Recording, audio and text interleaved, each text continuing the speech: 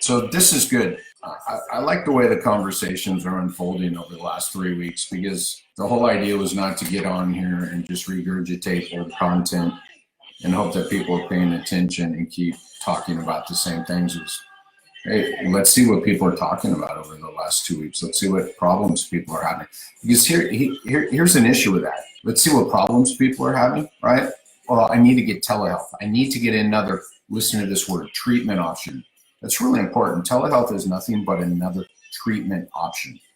It was no different than adding something else from the treatment side into your clinic. So that's key number one to our conversation today.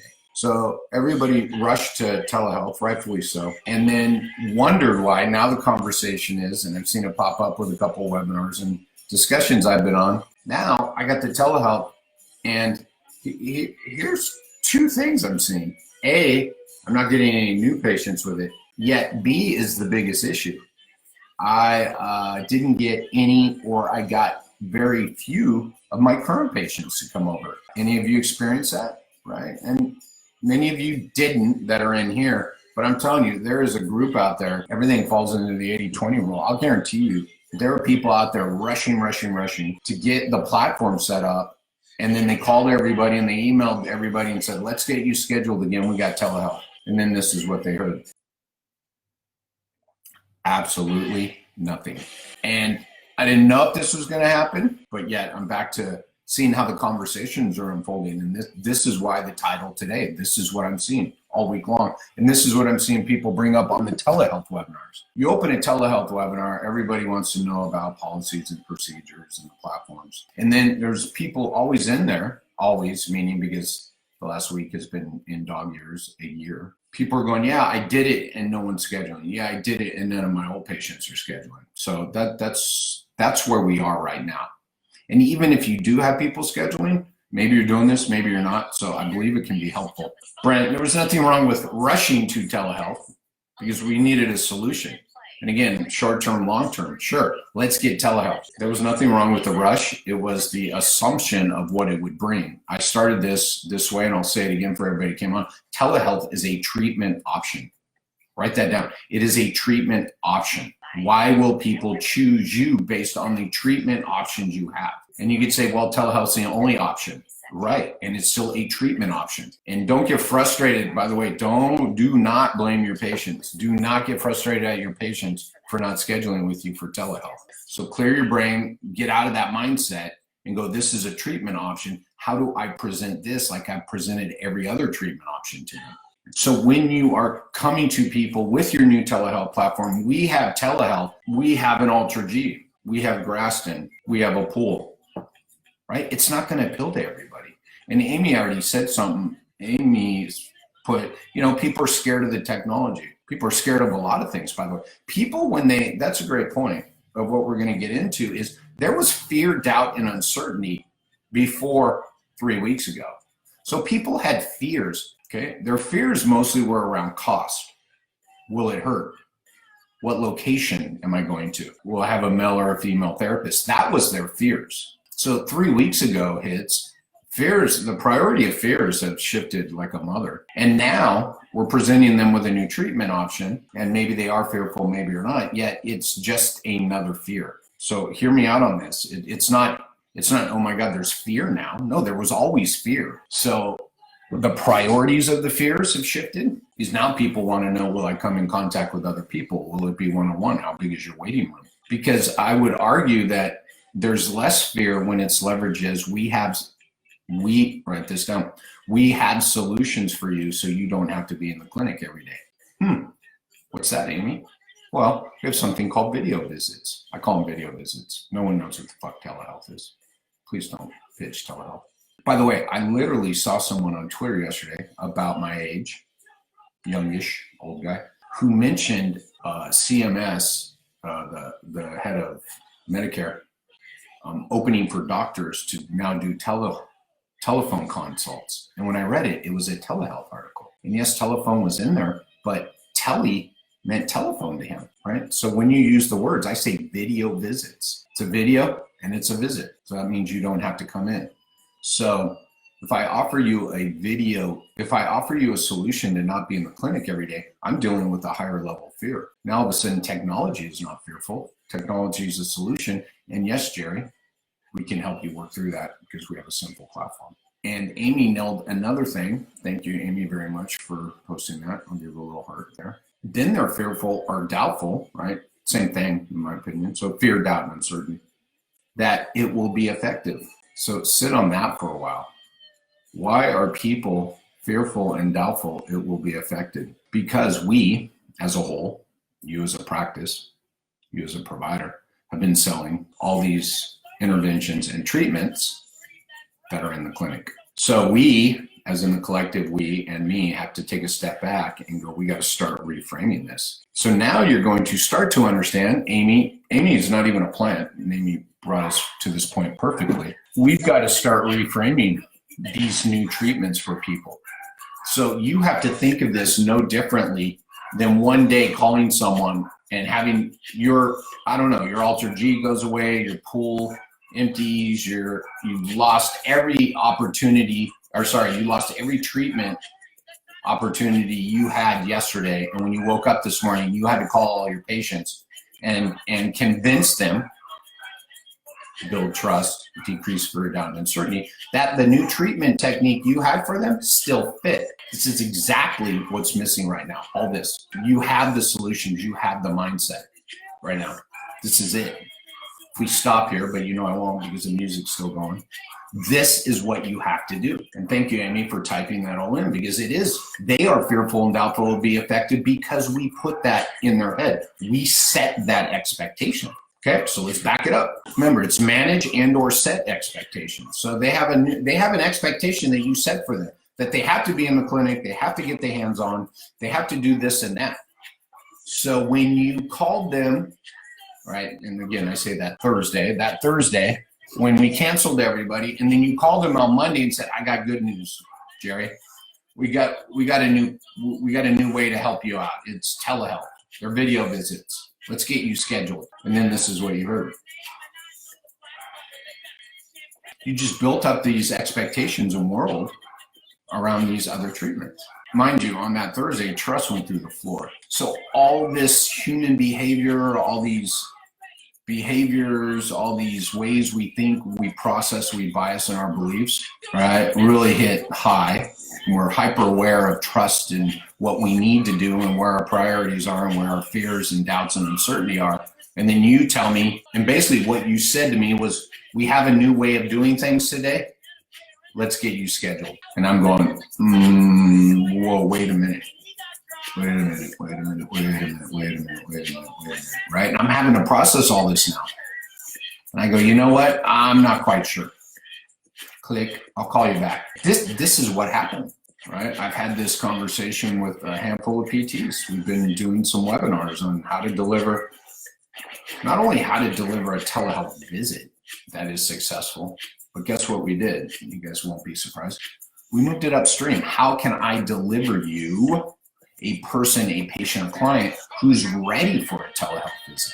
And this is the work that I was doing before with the front desk people. It was always about delivering a person to set the provider up for success. So if you were doing that 4 weeks ago, you should be able to call those people back and have the same conversation to make sure they know you care and you're a resource, then to understand that you have other treatment options for them that can serve them.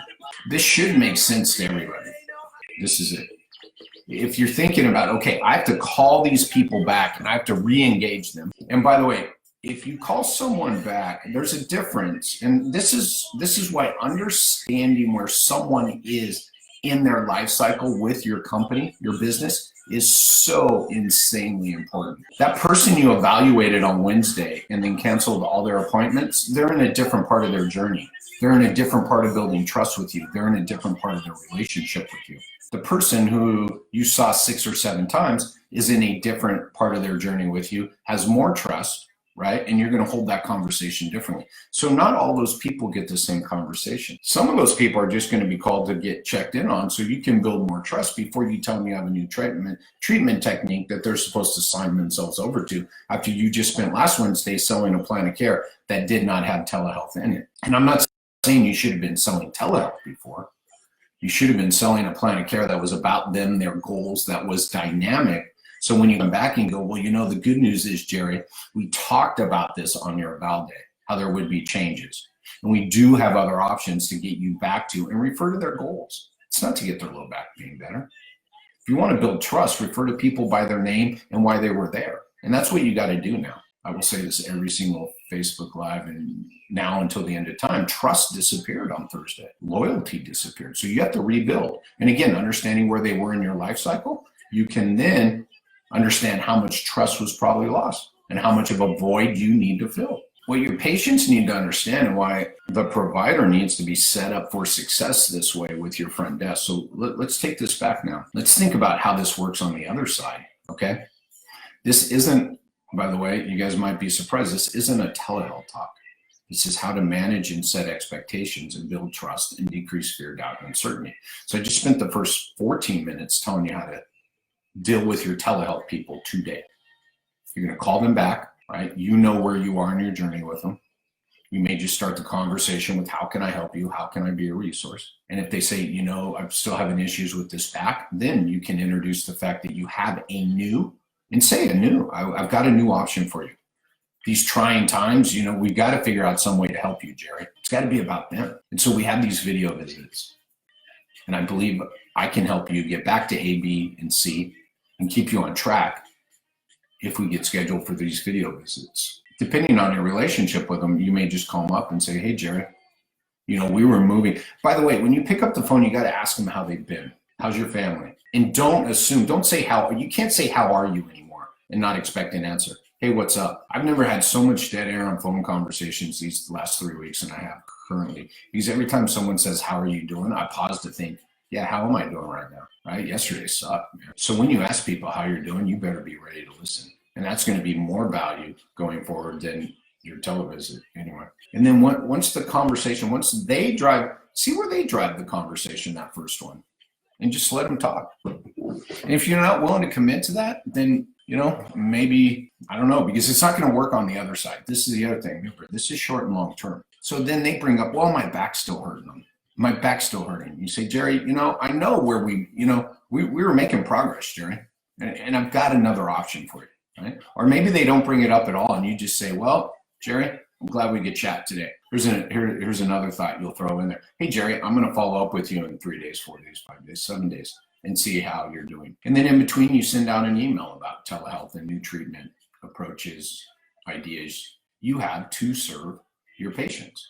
And when you call them back, right, and you ask them how they're doing again, you bring up, well, how's that back doing? How's that shoulder doing? Right? This is what's going to get you that visit. This is what's going to get them back on the schedule. Write this down.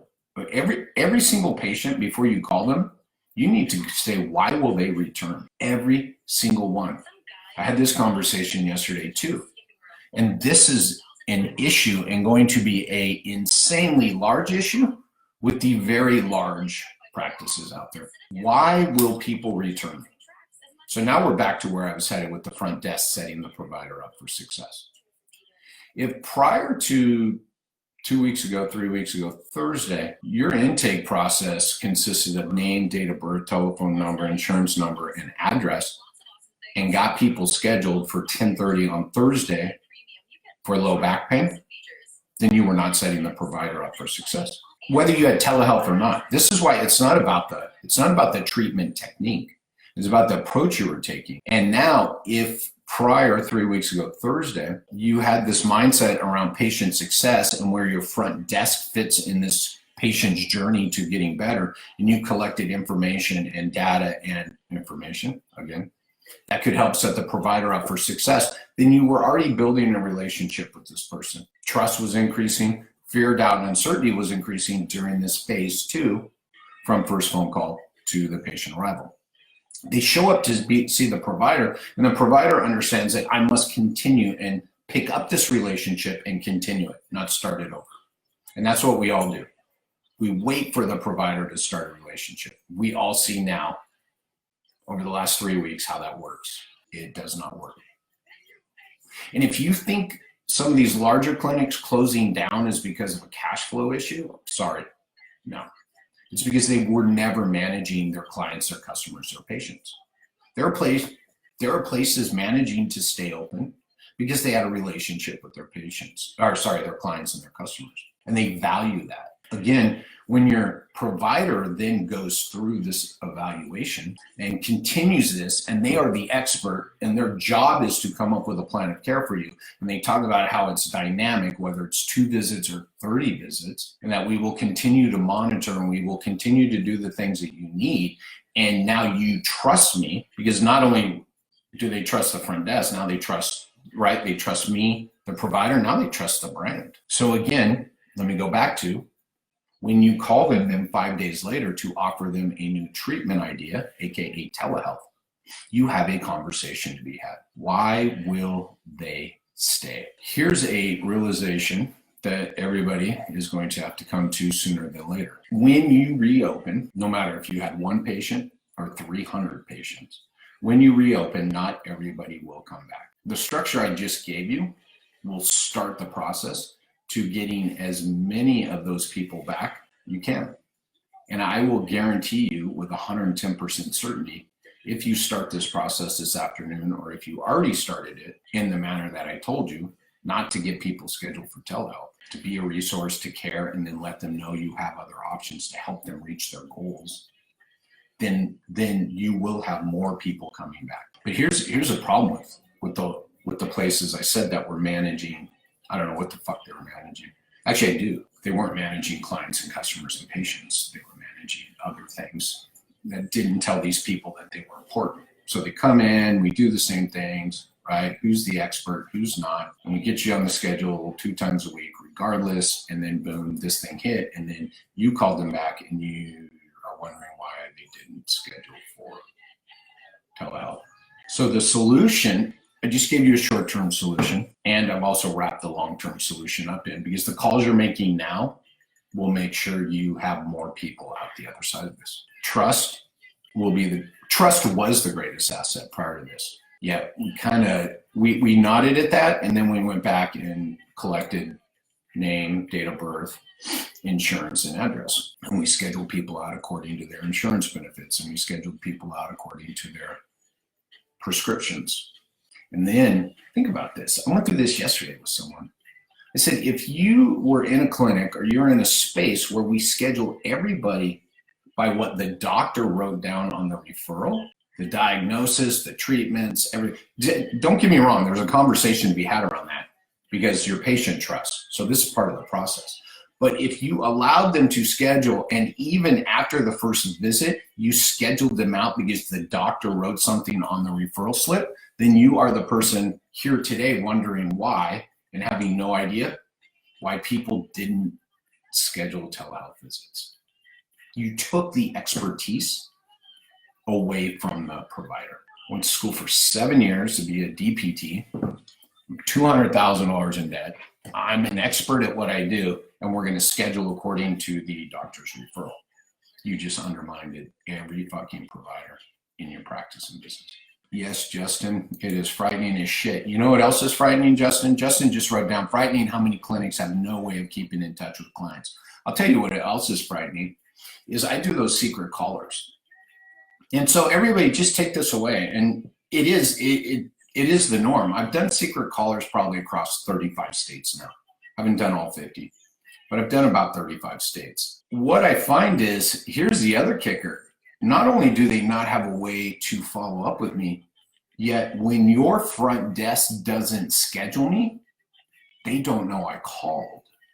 That's more worrisome to me. I tell people, the more you do secret callers, the more I want to write out, every time I do a secret caller, I want to have a check. I do have a checklist, but I also want to do a little list of I want to go through and make a prediction or a guess, a very educated guess around some of their metrics with patient success, with business success. Because I'm going to tell you, most of those places I called that did that are having more trouble now than anybody else. Again, there's nothing there to value. And it has to be more than the provider.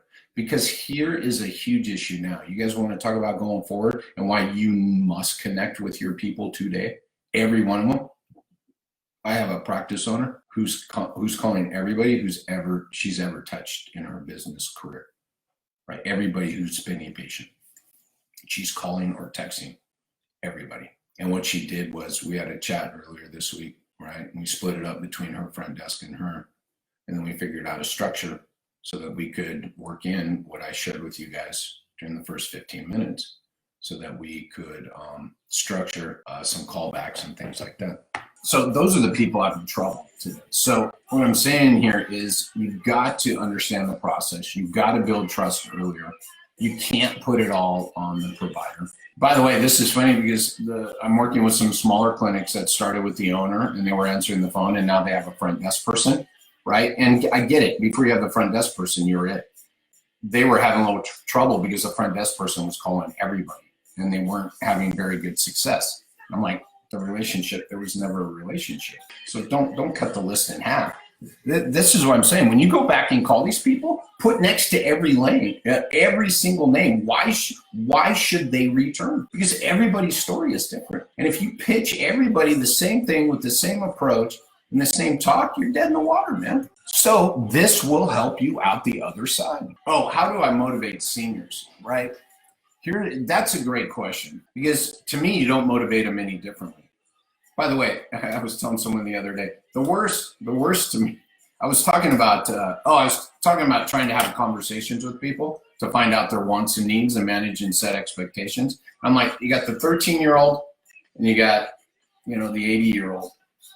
I'd still rather deal with the 80-year-old than the 13-year-old, because everything just no. Okay, maybe, right? So here's the deal. Everybody is motivated by what motivates them. How do you like that answer?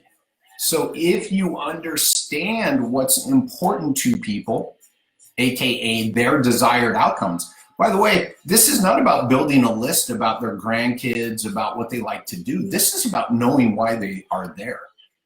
So this is not a customer service talk. This is not a feel good, how do we make it, I get it. We can do these things, don't get me wrong. But if you're serving coffee in the waiting room and you don't know everybody's goals, desired outcomes before they arrive, why bother? So the best way to motivate a senior is to know what the fuck is important to them. The best way to motivate a 13-year-old, know what the fuck is important to them. They called you. This is what's interesting too. And I did this. I made this mistake for years. That's why I know is you are an expert. They called you for a desired outcome. If you don't know that, then you have no way of motivating them to come and pay you money.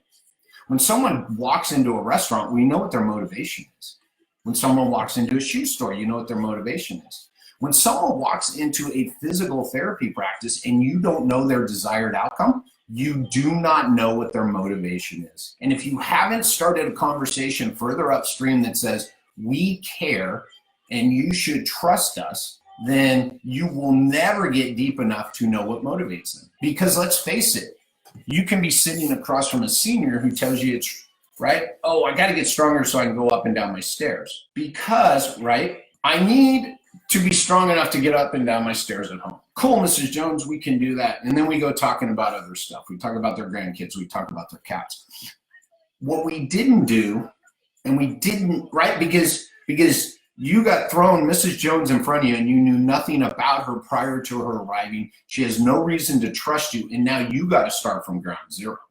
So again, I'm not blaming the provider. I'm blaming the process that you're using. If the front desk starts this process and starts to get this story and find out what's important, Miss Jones would be far more honest with the provider when she arrives. She doesn't need to stay strong to get up and down her stairs at home. She lives on her own. She's running out of family members. There's only one family member left in town.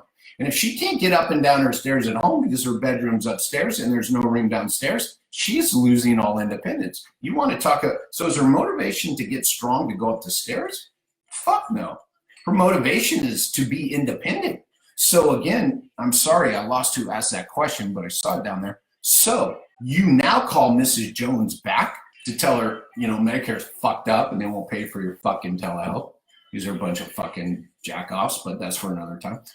We probably, maybe depending on the relationship, we tone the language down a little bit. But we call Miss Jones back and we say, Miss Jones, these are crazy times. And by the way, Miss Jones doesn't want to get sick. Remember I told you the fears and uncertainty of change. She was coming to you to remain independent. Now she's stuck in her home, no access to people, can't get outside at all. Whew. If you don't acknowledge these fears that now took over the priority, you're not getting anywhere close to having a conversation with her about what you believe you can help her with. Mrs. Jones, these are crazy times. And I know for a fact you want to be safe. And I know you're worried about this whole COVID thing. And I get it. And that's why you're staying in the house, because you had a conversation. So, Ms. Jones, I've got something for you. I know it's important for you to remain strong so you can keep your independence. And now is not the time to drop off your exercises and do what you need to do at home.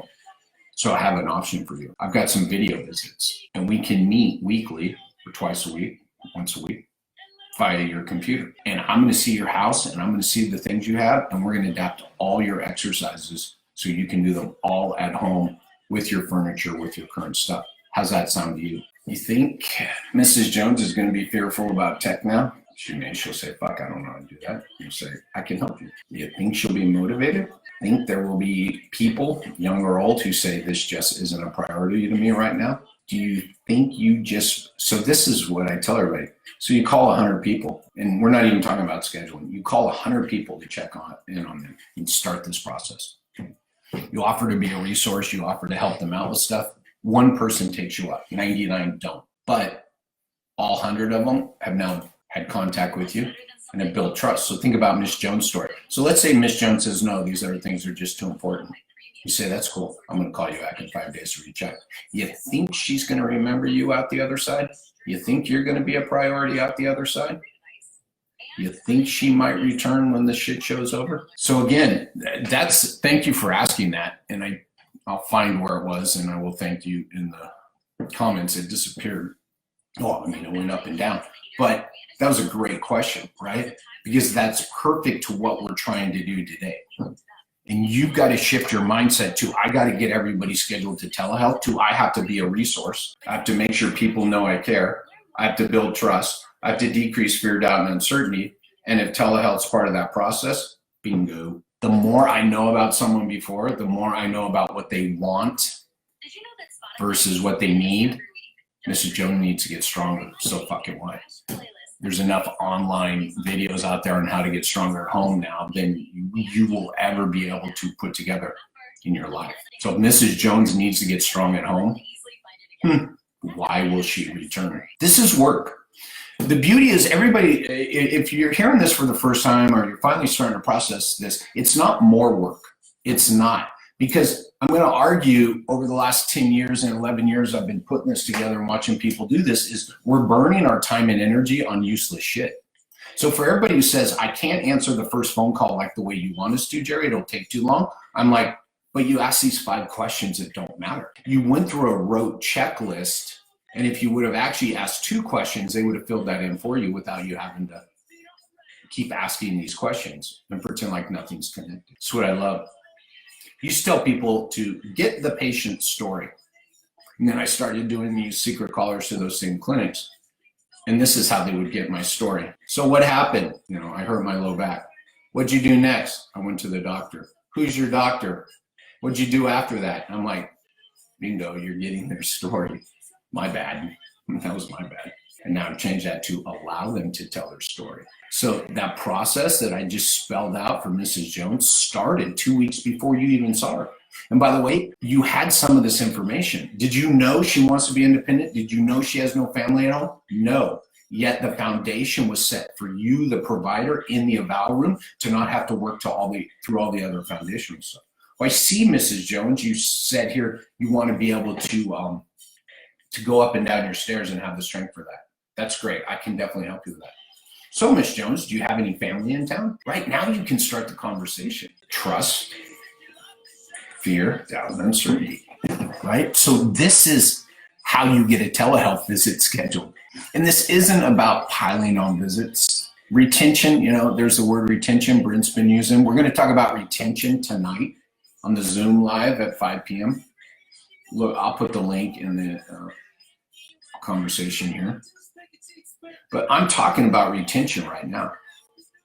So you might think, hey, you're telling me how to get someone on for a telehealth visit. But when Miss Jones gets on for a telehealth visit, it ain't going to be her last one. Nor is that overutilizing, nor is that trying to pad, nor is that non-essential, right? The last place Ms. Jones needs to be is in a fucking hospital right now. You tell me a video visit with her is not essential. So you're helping her to prioritize because she doesn't know what you can do for her. Neither does the 13-year-old.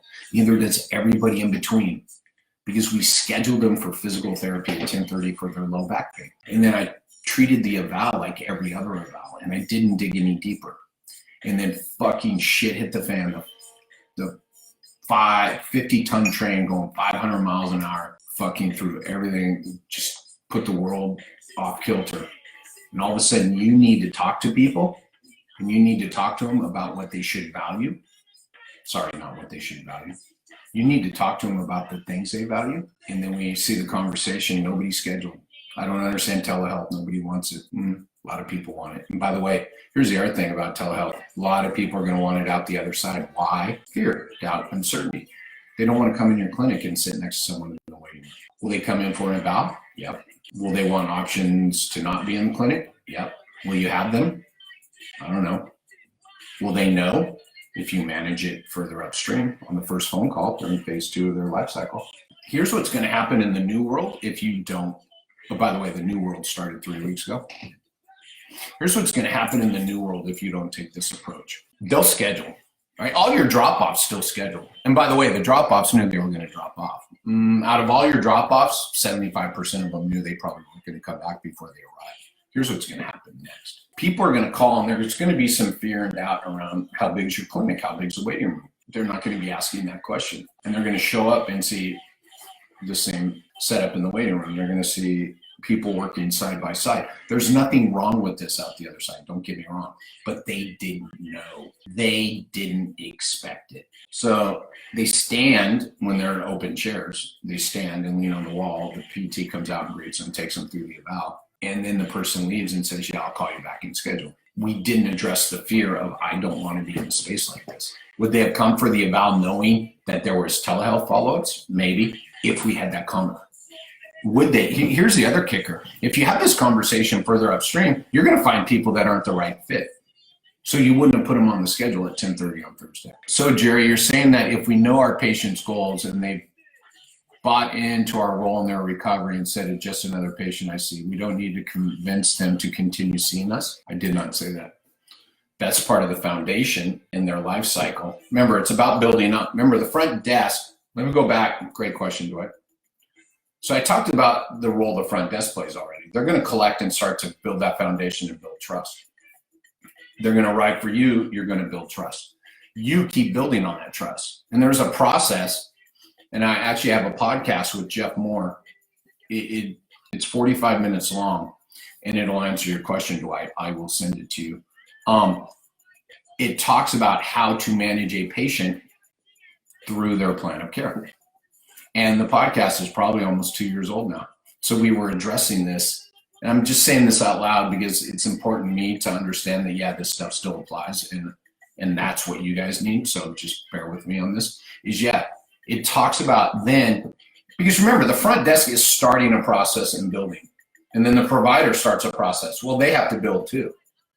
And again, whether it's 3 visits or 20 visits, or God forbid, right? Think about this. This word is going to get overused like a mother, but it's future proofing. If you would have managed your business like this before, if I'd have told you the way to future proof your business, if I would have done a webinar in February and told you guys how to future proof your business and went through all this content, because I actually had it written up. There's a webinar in here called Future Proof Your Business. And I never did it because I thought it sounded kind of corny. And I went back and I looked at it. And future proofing your business is what I just told you. It would have made these phone calls easier. And in no way, shape, or form did I think of a virus, but future proofing your business meant people's expectations change. All this shit changes. And it would have applied today. Now, my challenge to you is, again, back to what I was saying, would anybody have signed up for it? Again, it's just that I'm just saying this so you will expand your mindset of thinking there is a process. It's called the patient life cycle. It is a way to understand your client, customer, patient. Again, I point to these just about every week. There's not a physical therapy fucking book back there. There are books about successful businesses. And the two things every successful business has in common is this. Three things, sorry. They understand their ideal client, customer, patient. Who can we serve best? Just think, public health, right? Even public health goes, okay, public health people. But who's that ideal person? Male, female, right? Postpartum, prepartum. They understand who they can serve with their skills and services. They then understand the systems they must build to serve that person. And then they understand the patient's life cycle. One of those books, I think it's the NPS book. Oh, it is. That's sweet. It's the yellow one, right? Everything's backwards. It's the yellow one right there with the red. It's called The Ultimate Question. It's a story about Charles Schwab in there and them understanding their patient's life cycle. Well, how many different ways can you come into Charles Schwab? Phone call, walk-in, all the online ways, right? They understand all those entry points because they know in order to take care of people, they must take care of them from the beginning. So again, back to Dwight's question. So if I understand when people, now you guys are starting to get some clarity around the insanity of what I've been screaming about, right? The front desk. And the way to make the provider's job easier is one, to put the right people in front of that provider. If someone shouldn't be in the clinic, and we're not going to go down that path, but your front desk should be screening out people, right? When people call fearful after this is all over and you don't have a telehealth option, your best bet is going to be do not schedule them. And that's okay if you acknowledge that up front and you make sure everybody knows how you can best serve them. Then, remember, the life cycle starts with your marketing, with the phone call, with the front desk. Then it comes to the provider. So again, there is a whole process around how to manage someone during that part of the life cycle. And your provider owns that relationship and must move them through. And then the front desk is a support person. During phase 2, the front desk owns it and the provider is the support person. And the provider is pulled into phase 2, which is the phone call to arrival, when the front desk asks for their help. Oh, that's hilarious, Dwight. But seriously, man, right? So it has to continue, right? So I guess the answer, Dwight, even though it was that way, is it has to continue, which I now understand you understood. So I appreciate that. But I think it was good. I'm glad you threw that out there because I think it was important for everybody to hear that this life cycle never stops. When someone graduates and we give a high five and they complete their course of care, we stay in touch with them. There's a process in place. When someone calls your practice, right, it starts there. The trust building starts. I've got another notebook here that's all for my secret callers. And what I do in that, and I have some codes now, but I just write down every question that's asked of me. And the consistency is fucking insane. Name, date of birth. You know, I called 35, 40 clinics. I'm going to say 38 clinics late last year. Out of 38, you know how many of them told me my physical therapist's name that they scheduled me with? Anybody want to guess? 38 clinics? Two clinics told me the name of my physical therapist. I just called you because I needed help from an expert who's going to help me with my low back pain. And you scheduled me at 10:30 on Thursday. So again, just think about that small tidbit about setting the provider up for success. We can sit around and talk about the finance side of it, like I said, or we can sit back and go, look, there's a new reality here. Again, just ask yourself, if nothing else, just click off of here. And when someone says, what the fuck did he talk about for an hour? Go, only one thing matters. Why will they return? That's my challenge to you. And again, think about Mrs. Smith, I told you. She can get an online exercise program from about 585,640 people today. How many people did you send away that you were scheduling 2 days a week, right? Not setting the expert up as the expert, not having a system in place where they can do that properly. How many of those people that you sent away are getting better? And your part of your process or part of your goal or part of the owner's goals or whatever the company's goals is, well, we'll sit this out and we'll just, there's going to be another side and we'll just get everybody rescheduled. Someone said, it's baffling that so many clinics don't have a way to follow up with their patients. And I say, let's back it up to the beginning. It's baffling that people don't know I called and your front desk didn't schedule me. You know what's interesting about my secret callers? I call and say, hi, my name is Mike Diamond. Hi, my name's Mike. I have low back pain. I want to get scheduled for physical therapy. Think about that. You walk into McDonald's. Hi, my name's Jerry. I'd like to order a hamburger. Well, Mr. Durham, we're going to need some things from you here. And then I end up walking out without buying a fucking hamburger. How long would that person last? And if you ran that McDonald's, how quickly would you remove them from the front desk position? Maybe move them to the back, maybe find another job for them, whatever you did. So I call and say I want to get scheduled. And 24%, 25% of the clinics that I called didn't schedule me. And I let them lead the conversation.